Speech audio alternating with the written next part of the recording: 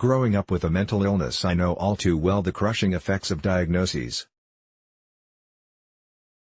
You are handed a set of behavior patterns, personality traits and future predictions based solely on your label. You define yourself as such and create your life in line with it. In the process, self-exploration ceases, bigger dreams of achievement dim and your self-evolution gets narrowed down to managing your illness. I lived from this limited perspective for years. I took consolation in that I had achieved a stable emotional state, but deep down I knew there was more to living than stability. Empowered by a holistic psychiatrist at age 20, I began to explore who I was beyond my diagnosis and to develop more life-affirming aspects of myself.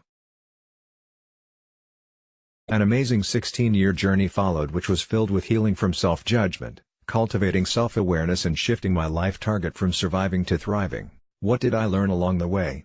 Question everything. Never settle for what someone tells you is so. Seek out those with useful information who empower and inspire you, but know that you are the only one with the power to change your life. And most importantly, things are not always what them seem. You're not crazy. You're remembering. My belly flutters. I wonder what we're going to explore today? As I sit in Drive P's waiting room, I remember my hesitation at seeing a therapist again. But my chiropractor suggested I come.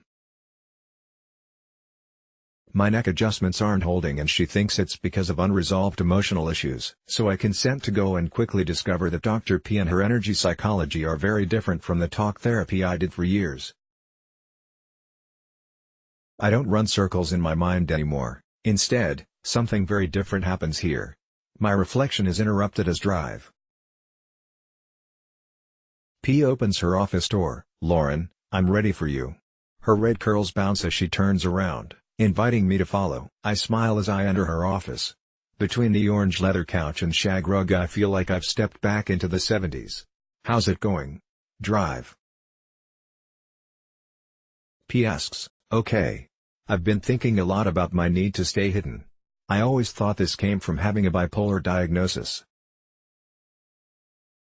I didn't want people to know I was crazy. I thought if I hid I would be safer from judgment. I'm really ready to change this. I don't want to stay hidden." Can we clear this?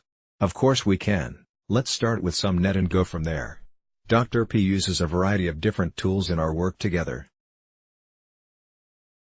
NET, Neuro-Emotional Technique, uses muscle testing to tap into my body's knowledge. It helps us identify and release the emotions I'm holding in my body, from the past decades and even from past lifetimes.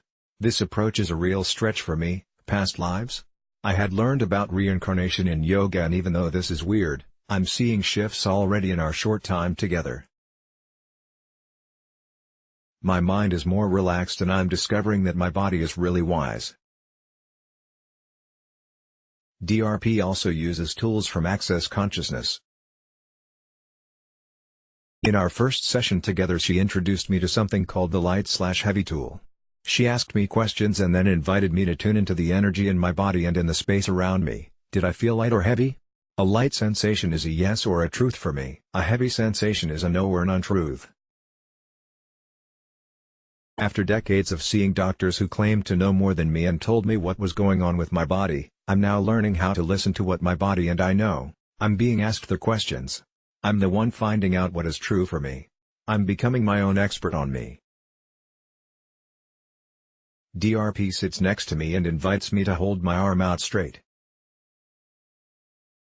Using the net technique, she alternates between asking questions and gently pressing down on my arm. My arm either stays in place or it falls down.